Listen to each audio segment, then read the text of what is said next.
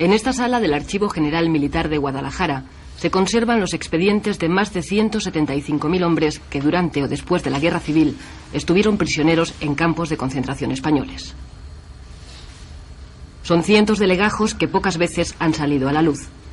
Guardan las historias personales de los perdedores, algunos de los recuerdos más negros de la reciente historia de España.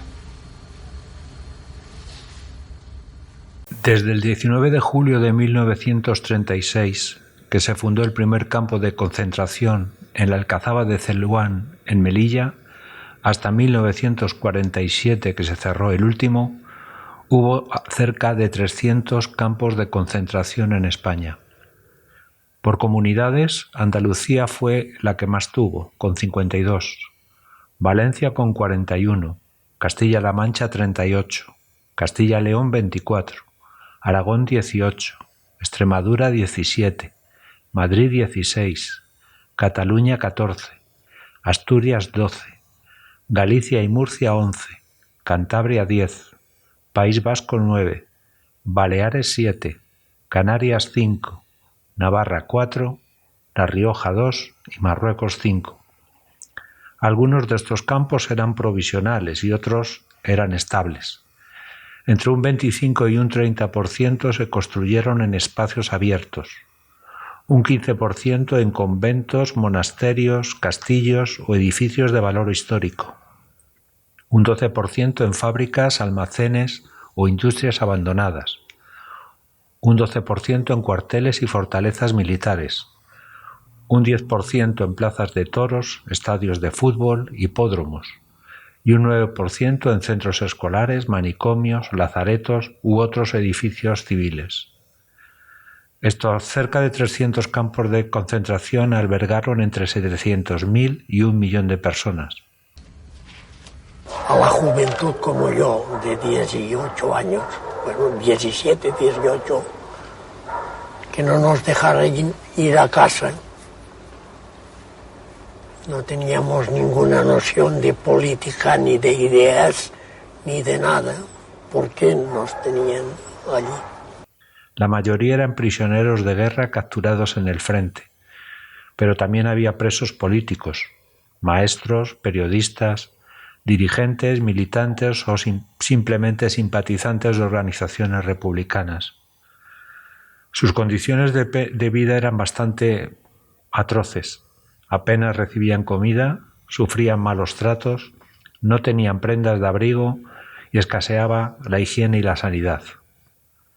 Los cautivos no eran reconocidos como prisioneros de guerra. De hecho, nunca se aplicó el Convenio de Ginebra de 1929 que fue firmado por Alfonso XIII, y así se utilizaban a los cautivos para trabajos militares, se usaba la tortura para obtener testificaciones y delaciones, había ausencia total de garantías judiciales y estaban internados sin ningún tipo de condena judicial. La media de estancia de los cautivos en estos campos era alrededor de 5 años. Los campos de concentración tenían diferentes usos: de castigo y exterminio, de selección y de reeducación.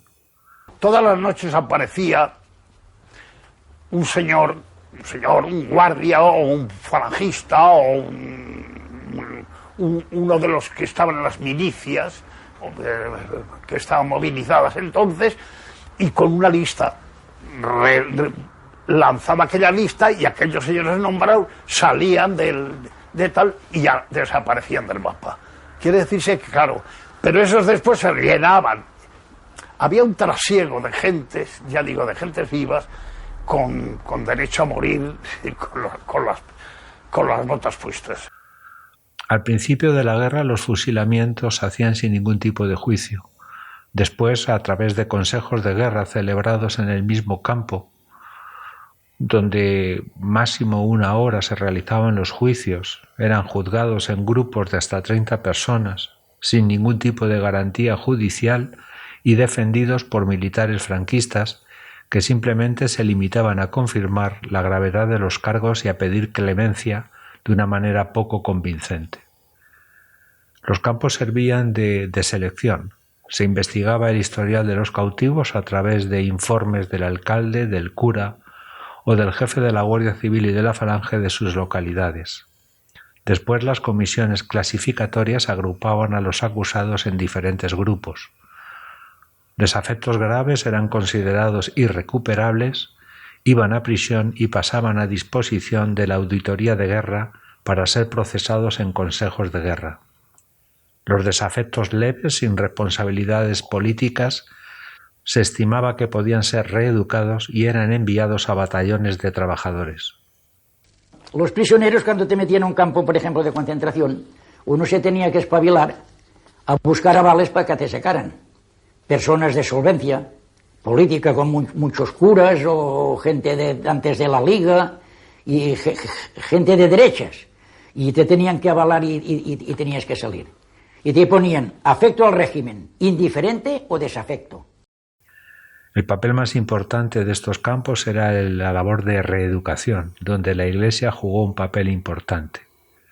Se utilizaron técnicas de sometimiento, humillación, propaganda y lavado de cerebro. Se les rapaba al cero, se les despojaba de sus objetos personales, eran obligados a formar 3 veces al día, cantando el Cara al Sol y otros himnos franquistas, rendir homenaje a la bandera y saludar brazo en alto.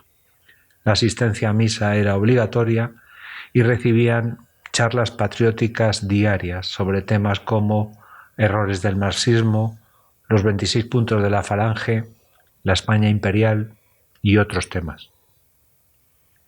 Como órganos de los campos de concentración se creó el 5 de julio de 1937 la Inspección General de Campos de Concentración de Prisioneros. Fue dirigida por el coronel africanista Luis Martín Pinillos y su objetivo era centralizar la gestión de todos los campos.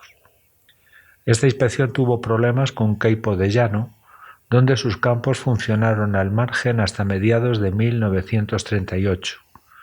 También conservaron su autonomía hasta el final de la guerra los campos de Baleares, Canarias y Marruecos. Un año después, en junio de 1938, se creó el Servicio de Confidencia e Información. Su objetivo era mantener el control y recabar información sobre los prisioneros. Para ello se formó una red de 20 delatores por cada batallón de trabajadores, que eran captados a través de torturas, amenazas e incluso ayudados por los curas, saltándose el secreto de confesión. Íbamos a confesarnos para comulgar, eso obligatorio. Entonces a mí me pregunta, oye, ¿cómo es que tan joven tú has... Bueno, ¿tienes malos pensamientos? No, señor, no tengo tiempo. Es que has hecho alguna cosa. Y por última hora, dice, tú has ido contra el régimen, tú dices cosas contra Franco. No, señor, no, padre, no, señor, no, padre. Dice, oye, mira, tú quieres librarte de la y quieres ir a casa, pues dime si hay alguno entre vosotros que esté implicado contra Franco y todo eso. Y entonces yo me levanté, tuvo no ese rasgo, esa inconsciencia de decir, padre, yo no he venido a confesarme, no a ser un chivato. Muchos de los encargados de los campos habían sido víctimas de la zona republicana, de ahí su furia y venganza contra los cautivos. Los oficiales del ejército que estuvieron a cargo de la administración de los campos de concentración hicieron muchos casos de corrupción para enriquecerse. Casi todos los campos fueron desmantelados en 1941 y quedaron hasta 1947 aquellos que fueron destinados sobre todo a las brigadas internacionales, el de Miranda de Ebro y el de San Pedro de Cardeña. Sin embargo, en la década de los 50 y 60 aparecieron recintos parecidos a los campos de concentración, pero con otros nombres: campos de trabajo, colonias agrícolas penitenciarias, campamentos penales, y sus residentes eran los prisioneros marroquíes de la guerra del IBNI, judíos, gitanos, homosexuales. Es que yo no guardo rencor a absolutamente nadie. Y yo lo que quiero es que en nuestro país, en nuestra tierra, haya convivencia, amistad y que esto no vuelva nunca más a suceder.